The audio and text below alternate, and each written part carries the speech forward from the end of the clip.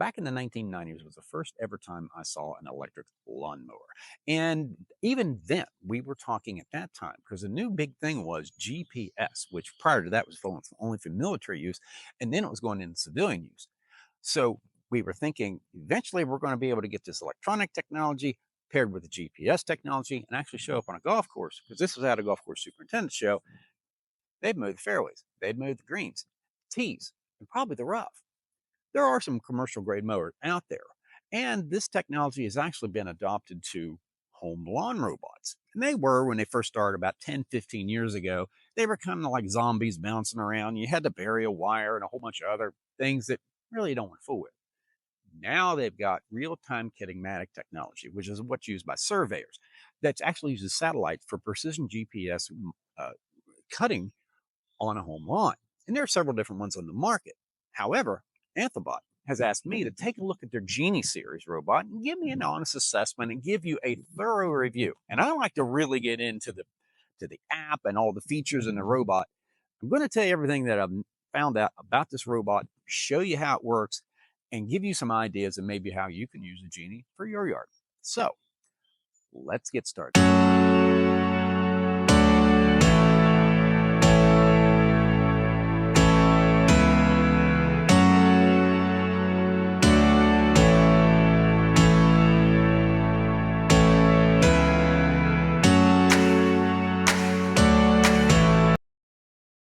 Okay, open box time. And if you happen to hear a little pitter patters of rain and you think, is this guy doing this in the rain? Yeah, I am, kind of.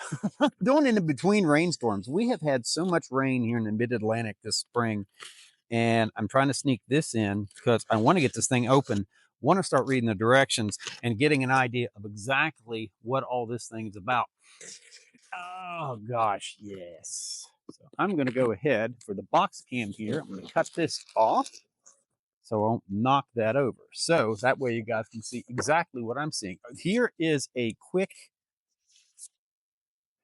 guide on how to get everything set up. That makes it convenient there. And it's actually, well, that's neat. It's actually, it's not paper. It's some type of plastic. So that way, if you're out in the weather, the soil and wet and everything else, here's the overall book. Oh, I can cut the book. That was good opening it up. But anyway, but no, I like that idea. They're actually thought about that a lot, where you're actually out in the grass. You don't have a piece of paper that is going to get all mussed up. So anyway, this is, I bet you, okay, this is probably the supports RTK system, real-time kinematic, RTK, there we go. And this piece comes off. Trying to knock, oh, we got the unit itself. Get that out of the way. I always like these things. This is such a futuristic looking design on these. Now, on this, I'm going to take this gently out of the box and tell you a little bit about what I know, because I have researched this quite a bit before I even got it. Here's the AI camera and the sensors in the front.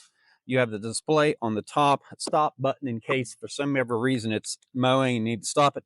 There's actually a rain sensor here on the top as well. So, and these tires, really aggressive looking tires on them. Oh, this is neat. It's got a side camera on it. I have not seen that on other robots. That's going to be neat to look into. I'm going to see what that's all about. All right, now a little bit more packaging. I'm going to try to get it out of the way without knocking my box cam over. Gently, gently, gently, so I don't tear something up. And it looks like to me, I've got two other boxes here. I'm going to set them over here. In fact, I'm going to set right on top of the robot. I think I can take it. Here is the docking station itself. Oh, it's got two little prongs on it. That's pretty neat. Where that comes in like this. Let me get this out of the way.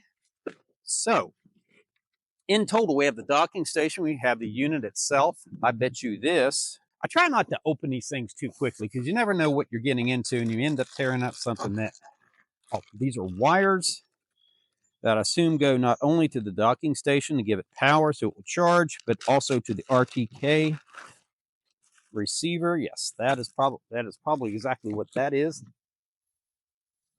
This is a box, looks like off, very similar. It's probably the power cord off of the, very similar to what you have on a laptop computer. Get this in my pocket so it doesn't blow away like that is. Here's some stakes. It's probably to just kind of put your wire down on the ground, and you can put those in there and put that wire so it stays on the ground. The mower can actually go over top of it if you ever happen to need it going through the grass. Here is, this would be the base to the RTK receiver. I imagine you can probably put that in the receiver. This sticks down on the ground, that secures the base to the ground. And we're done with that small box. Now this one, the RTK receiver itself. So this will go on top of this and hook in to it. And what you'll have, and I'm pretty sure this is the case as it was a lot of these, this will communicate with the satellites. Okay, that is one source of communication, if you will, as far as location. Then you will also have satellite connection here. So the robot and this also have it. So you have this triangulated system here. Okay, that makes this accurate. And some of you guys who do surveying know this as well. It's accurate for less than a centimeter. So that's where all of this precision comes in with this robot with an RTK system. So in total, that's what you'll get in the box. I have got, okay, these are the bolts, and these, haven't taken these out, but I'll go ahead and do that now. These simply secure the docking station to the ground. And they've also gave you a tool in here to do that. And we usually, what I do on these are, looks like an Allen wrench. I usually put my Allen wrench screw and put it in with the drill. So we'll do that. In fact, let's go install this thing, put it in place. I'm going to do a little bit more research so I know what I'm doing, and we'll get going on this. Okay, installation. And you're wondering why I changed my shirt. I actually went to edit this and realized I didn't have my microphone on for the first time I did this. So anyway, this is what happened. So I'm going to show you how to install it real quick. A few things. They give you about 30 foot of extra cord here. So a couple of guys have asked in other videos that I got, how much cord do they have? So that way they can look at their house and know what they're set it up. But now this just goes to the power cord only. The RTK system is going to have to be put fairly close to the docking station, and a little bit about where to put this on your house. What you should do, you notice my satellite dish, and this is why I've got this pointing so you guys can get a really good visual on this. If you're in the northern hemisphere, what you want to do is you want to put it on the southern end of your house, because most of the satellites are at the equator. So that way the RTK system that is both on the standing unit and the motor itself can actually communicate to the southern to the satellites that are on the equator. Now, if you're in the southern hemisphere, you want to put it on the northern side of your house. Typically, you're probably not going to have that much trouble, but at least that way you're not putting the unit in somewhere, then realizing you got to move it and going through the hassle of that. But try it on the southern side of your house if you're in the northern hemisphere, northern side of the house if you're in the southern hemisphere.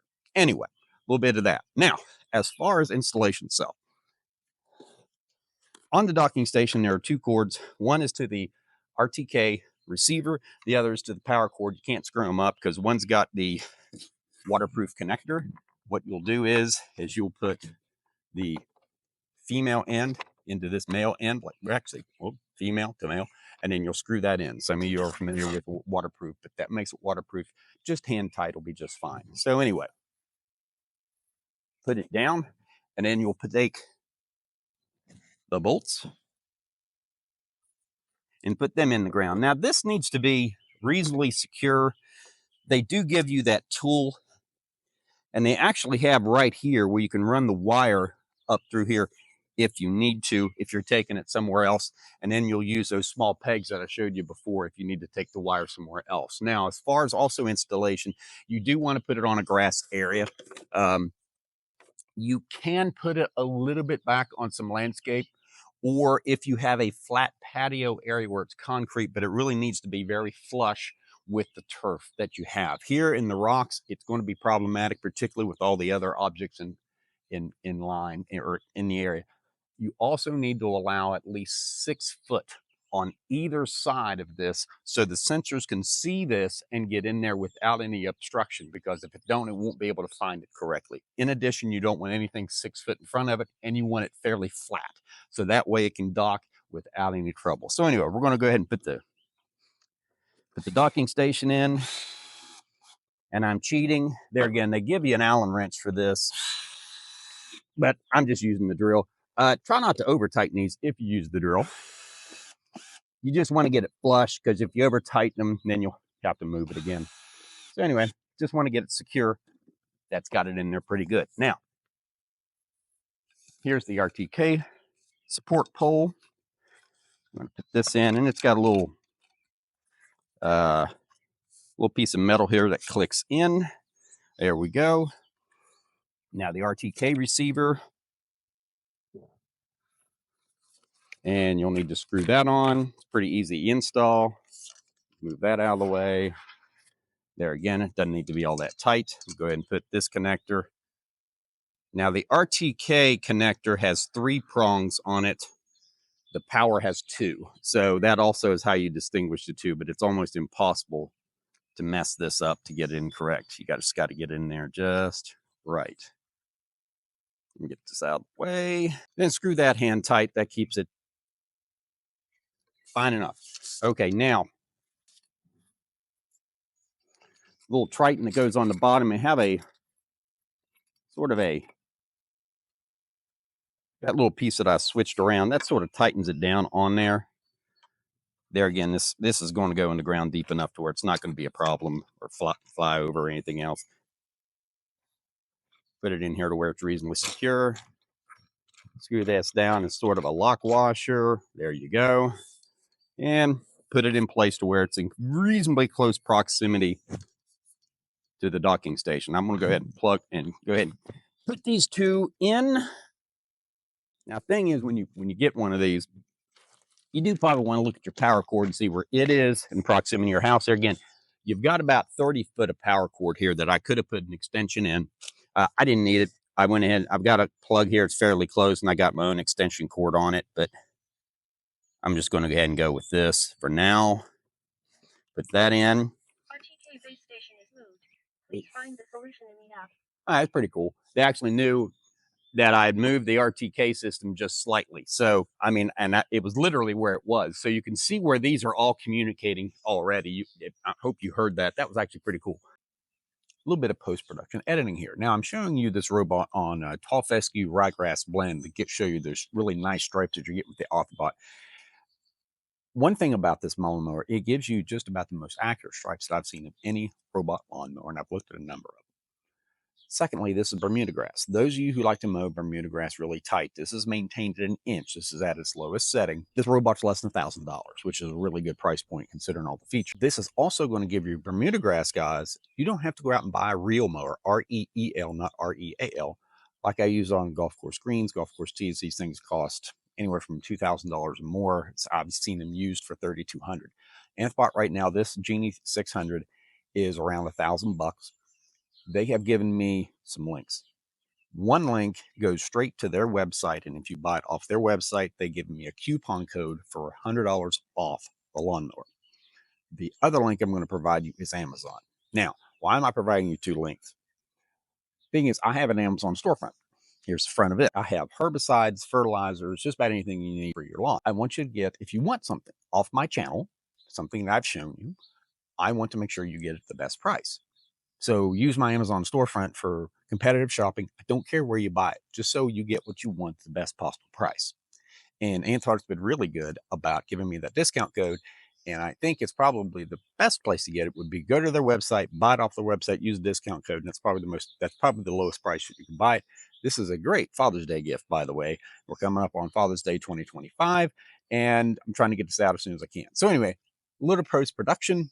You can check out my Amazon storefront if you want to. But yeah, the Bermuda grass here, I'm really happy with the cut on Bermuda grass. Now, after you get your robot set up, you will need to connect it with Bluetooth. And pretty easy to do. You need to be within 6 foot of the of the unit and just hook your phone up to it. It'll take you through a few prompts, and the default pin is 0000. You'll put that into the phone so that way it'll connect, and then you'll change your pin. I changed mine pretty easy, 2020, just something to remember. Then you'll go into the robot, and you can name it now. This is how you get mostly attached to a robot. You start naming it. I've done that in my vacuum cleaner, and now it's not working very well. So anyway, but it's 8 years old. So, but now we're going to hook into the Wi-Fi, and that will get you the ability to control your robot from anywhere that you have Wi-Fi. Now we've got everything hooked up, and you'll take the unit over to the docking station, which it will dock on its own. Now we're going to go into map, and we're going to create a map. It takes you through some prompts here to make sure the GPS is connected. That light on the top, like I talked about, is there, and the GPS on the mower. If it is flashing, that means the GPS is not working or it's not connecting very well. But if it's solid, that means it is ready to go, and it will go through those checks on the app. Now, what you'll need to do is you will need to establish or go to your perimeter, and that's where you essentially will start your mapping. Now, this does have, you can see there on the right is an auto function. This will actually auto map if you have distinguished boundaries, and you can press that button and it will actually find its way around. However, because of the property lines that I have, I'm going to have to guide it manually, which is actually pretty easy. Other than this part right here where I hit a chunk, I hit a water meter, but it went right over it, no problem. But you'll go around the boundary of wherever you are. You don't have to be too particular, too precise. The AI camera will distinguish, and it knows where the grass ends and these other areas begin. So don't sweat that. It's the property line where you've got to, it will actually follow where you did on the property line there again to that near centimeter distance. You can see down there in the lower left, where the controls are. The one on the left controls the speed forward and back, and the one on the right actually steers the unit. So it's like almost a game console. So, and you can see where it's mapping as it goes around. It actually creates the map, as you can see. Now, there are two indicators there. One is Wi-Fi, just to let you know that the Wi-Fi is connected. The other one to the right in the center, you can see the Bluetooth emblem, if you will.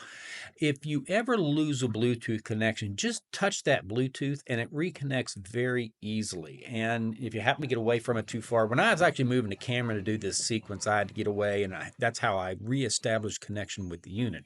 Now, here I am going back to where I started, and it will automatically prompt you and let you know that the mapping is done. And there we are. So it actually knows where you're going. So I just did the front yard here. The backyard was actually mowed already. So I'm just kind of wanting to show you here on something that wasn't mowed. And this is how it docks. I am not doing anything to it. I'm watching it just dock right in there, and it will, with its sensors, will be able to find exactly where the docking station is. Just want to show you guys the docking sequence here.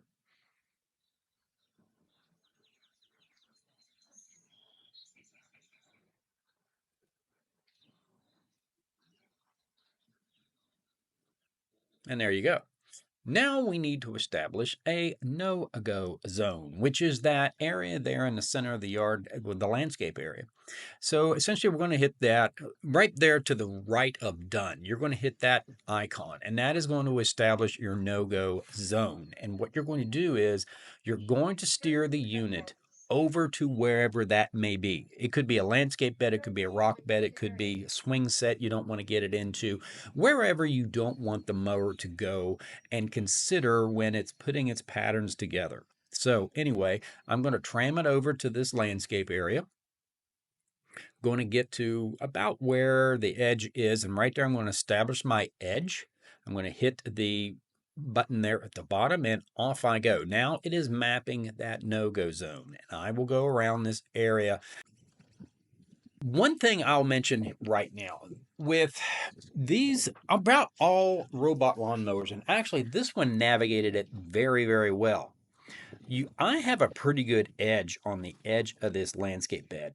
You really need your mulch, and this is rock, which makes it worse. And you can see how it's actually navigating pretty well. My driving is what's bad, but I need some practice here. You really need that mulch, rock, whatever landscape material you're using for mulch. Ideally need that to the turf surface so the mower can actually navigate around and actually cross boundary mow, and it will do that with its sensors automatically. Now we're at the end of the no-go zone. It prompts you, it knows it's the end of the no-go zone, and now we're going back to the docking station. And you can see the no-go zone there in red already on the map. And here we're going through our docking sequence again, and all I did was it automatically went to the docking station after it was done. So I didn't have to do a thing to it. It's totally autonomous right now. Now what I need to do, I need to go over and I need to get that small area on the other side of the walkway. So I'll go into map and then I will touch expand map and then I will steer the mower over to that area to expand that map and include that area in it. Now, when I get over there, I need to be cognizant of how I'm going to get over this curve. This is kind of one good example here. If you have a walkway, wherever you take it over the curb, that is the way it'll go over each time. You see there, I've actually added a little bit of sand to this curb. You can put some soil in it. You really don't want that drop off to be more than probably an inch, inch and a half. I've still probably got a little work to do on this one, but I want to be able to steer it to where it can get over both sides and it can navigate it without a problem. So there we go. Now I'm over here and I'm going to go ahead and you can see where it's mapping this area here.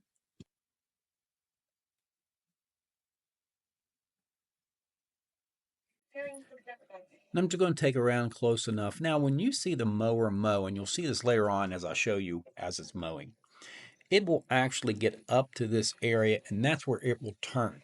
So if when you first see it and you don't think it's going to get to the edges, that's not going to be the case. What's going to happen is it's going to use this as the edge. That's essentially the turning area. And then the mower will return to these perimeter areas and it'll then mow it. We call it in golf courses on a green or even a fairway, whenever strike moves up, we call it a cleanup lap. So it will do a cleanup lap at the end to get the areas that are on this boundary. So it makes it a little easier for the mower to get it that way instead of mowing all the way the boundary. Plus, it has a place to turn without getting on and off that curb. So here I am at the end of this area I wanted to expand, and it's going to prompt me that boom, there it is. And it's remembering that area. So I'm done with that area. So back to the station. Now, to start mowing, you simply hit the start button at the bottom there on that, and you can pause it and of course cancel it if you wish. Here's how it gets near the end, and then that's how it will turn, and then it will come back and get that area there at when it has completed the area that is mowing. And you can operate these. I'm pretty sure this one will go at night too if you wanted to. Most of them don't recommend going at night.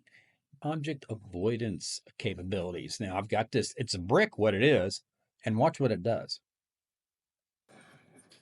It didn't even nudge it. I mean, it was really neat how it's getting around this brick. Now it's going to go back the other direction. But it did that totally autonomously on its own. So if you leave an object in your yard, now it needs to be taller than the grass. If it's not taller than the grass, it may go over top of it. So just be aware of that. I've noticed that on this mower. I had actually a smaller object here and it did kind of go over because it didn't recognize it from the grass, but you can see how close it gets to it and it just goes right around it. Pretty neat. Now what it will do, it'll do the other area on the opposite side of this brick. Okay, it obviously missed two passes there, but it'll come back and get that. On occasion, you will have tall grass sometimes with these robots that it will think it is an object, and that is one thing you need to be cognizant of. You will have to mow your yard more frequently, but it's a robot, you might as well go ahead and mow it. So if you let your grass get too tall, that can be problematic, and the object avoidance system will kick in, and sometimes you'll miss spots. And this mower, show you more here in a second, actually comes with a feature on the app that you can actually go back and hit those areas if you need to. But I wanted to show you this object avoidance exercise test here, and that way you can see exactly how it does that. It's pretty neat.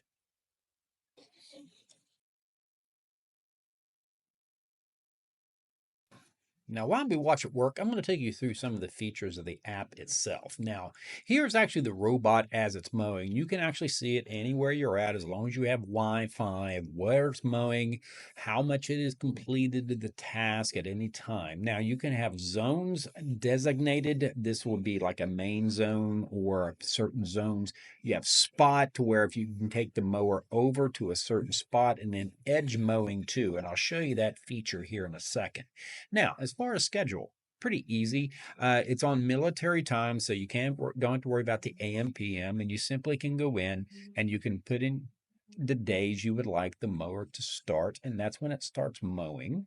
Then you also have a mowing sequence. You can hit that, and you can go into, like, if you want to do the main area first and the second area second, it will actually, you can set the sequences up.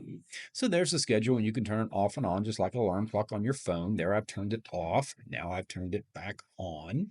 Pretty easy stuff. And then you also have a do not disturb during certain times of the day. Maybe you're in the office and you don't want to get prompted, or in a meeting or something like that. You can do that. Now we're going to add some zones to our map. And you go into mapping, and then you can name your zone, whatever you want to name it. This one I'm going to name Main. Then we're going to establish that. And you can actually change the mowing height down here at the bottom of that particular zone. If you want to make it different, you can also mow it once or twice, depending on how you want to program it there. This actually goes in, you can see this is all in millimeters, the cutting height. So do keep that in mind when you're looking at the app. And I kind of hope they convert that over to standard English, so it makes it a little less confusing. But there, I'm going to establish this as the main area in the main zone. Give it some time to think. And there we go. That zone is now the main zone. I've established the area here on the other side of the curb. I'm going to call that curb. Then I'm going to mow it 2 times, and I'm going to mow it at 60 millimeter. I can do that in this particular area. Boom, establish it to be the curb. Now let's go down to rain precipitation. Now, what you can do, you can turn this off or on, but what it does, the rain sensor on the top detects that it's raining, and you can set it, once when it detects raining, it'll go back to the charging station. You can put it from 1 hour clear up to 8 hours. Just depends on where you're at and your line of latitude and the time of year. You would probably do that. Now, this is a visual inspection. This sets the sensitivity to the cameras. Now, medium is medium, high is very sensitive, and when you have low sensitivity down here, it'll actually prompt you when you do it low, just to let you know, hey, we may be running over stuff you don't want us running over. So, when you can set that sensitivity if you want to. If you put on low sensitivity, if you have higher grass, it will mow that a little better. So I just keep it on medium for now. But if you did have high grass, that's one way to do it. You have voice settings. Yes, this robot will talk to you and let you know what's going on. Various languages there. Now, you also have a firmware update. That just lets you know you have the latest version. Then you also have a log. I don't have any logs here yet, but it does let you know what's going on with the mower, where it's mowing, and what all it has done. So it'll also upload the log if you want to keep track of those. Then we go down to, you can also manually control it by hitting that little manual control, and that will take it anywhere you want to go. So then you can reset your PIN code if you need to do that, and then restore to factory settings. I'm not going to touch that because I don't want that to happen. Now, you can rename your device if you want to. This is where you become emotionally attached to it because you've named it. So anyway, there's the mowing records. Pretty easy to see there if you want those. There's the device info. If you ever need to call customer service, at least that way you know what you can provide that that information. The usual manual is in here as well. And here we are mowing again. Now, here's what I like. You can actually set it to mow multiple times, and there's the heights, and you can also set the mowing direction. So, like on one day, you may want to mow in from left to right, the next day from right to left to give yourself that checkerboard pattern. You can see a little bit of it here because I mowed some of it there to the far right. I mowed with one direction, then I mowed it the other. But when you, with this tall fescue ryegrass blend, it really stripes up real nice. And you can get that look, particularly with this really narrow uh, cutting edge. Now we're looking at my management here. And that edge that I was talking about, you can actually adjust that. You can see where the mower's going clear from 20 to 15. That gets that mower if you want to cut that edge, how far you want to go off, and you can actually adjust the cutting height there at the top. You can see how the mower is moving in as you're getting further off that edge, so you can go ahead and cover your landscape beds and things of that nature. But you find that other mat management under all edges. Okay, closing thoughts. Look, I'm getting my stripage on here. I cut one way and now I'm cutting the other. So that's where that two cutting thing comes in. And that's one thing I do like about that. That is something you can do, but I think you would have to adjust the directional mowing on that. Usually what I've done on this one is I've started it and go ahead and let it complete. And you can keep on cutting your yard. I could probably stripe this again if I really wanted to freak people out. And I've actually got a lot of comments of people passing by. They said, "How did you get your stripes so straight?" And I said, "Well, I got a robot doing it." So, like I was saying in the beginning, you got this precision mowing. Now, as far as likes and dislikes, one thing a few dislikes. One, they do have it in pardon me, they have it in millimeters as far as cutting height. I'd like to see that transferred over to imperial, particularly if you're putting in English. And I think Britain also does the imperial. And I'll be honest with you, I'm a metric system fan, particularly when you're mixing golf course. Mixing pesticides, it's a heck of a lot easier doing with the metric system. So I'm a metric system fan. I'd like to see that change. The scheduling, how they did the scheduling on this, I think was the easiest of any other commercial robot, or pardon me, yeah, lawn mowing robot that I've got. I really like how their scheduling was. The quality of cut and the avoidance system, I really like. Did you how it got around that brick? A lot of them, what they will do is they'll go up to an object and they'll leave that stripe that's on the other side of that brick there, and then they'll come back and get it later. This one comes back and gets and keeps on going, so you don't have the stripe in the middle of your yard as it's working for an hour or so. And that's nitpicky, but the avoidance system is really good. There again, this thing has 4 cameras, 2 in the front and 2 on the side. Haven't seen that in other robots, so that is a huge advantage. This thing goes up. The most it will do is a quarter acre. That's the maximum of it, and 0.22 acres. They recommend it for if you're 0.15 acres. So to put that in terms, that's at 0.22 acres. That's basically 10,000 square feet. So that's a pretty good size yard. So if you've got less, you're not going to have any trouble. It does mow very fast compared to some of the other robot lawnmowers that I've got. So it does zip around pretty doggone good. And I like the floating. And I'll show you a picture of it here. It actually has a floating head on it, and it has 5 blades on it. Now the blades, they might freak you out the first time you see them. They're very easy to replace. Replace them generally after probably after every 30 days. The thing I like about just replacing the entire blade instead of sharpening a blade like you would on a push mower, you get a little bit better of a precision cut. That is the other advantage of a robot lawnmower. You can cut, and you probably will have to cut probably 2 to 3 times a week. If it's raining on cool season grasses, we had a lot of rain here. You're going to have to keep up with your mowing and probably mow every other day during the spring. But there again, you can stripe the heck out of your yard this way. But replace those blades, you're replacing the entire blade. One trick I did was you can take the blade and you can flip it over. So that way you don't have to replace the blade itself. Just use both sides because it's only rotating in one side. And if you simply flip it over, that side's sharp then. So you can kind of double up on your blades. And blades are fairly cheap. I think they're less than $20 to replace. So they're not that bad. And there's different ones on the market, but I'd get it from Anthobot. And in that way, you know you're getting the right one. So there's that. One other thing that I'd like to see improved is the mapping. I thought I could be able to take it out and do manual and then flip it back over to automatic mapping. But when you do that, it wants to go back to the charging station. So I had to play around with that a little bit. So when you have property lines that you're going to have to take over manually, you're going to have to do the entire yard manual. It's not that hard. You only got to do it one time. But that's being nitpicky. And the other thing, and be aware of this, if you're going down your property line, it will follow that property line just perfect. So it's kind of funny. You'll see those little wobbles where you go. So try to do that as straight as you can that way. If you're picky about your yard, that makes it look pretty cool.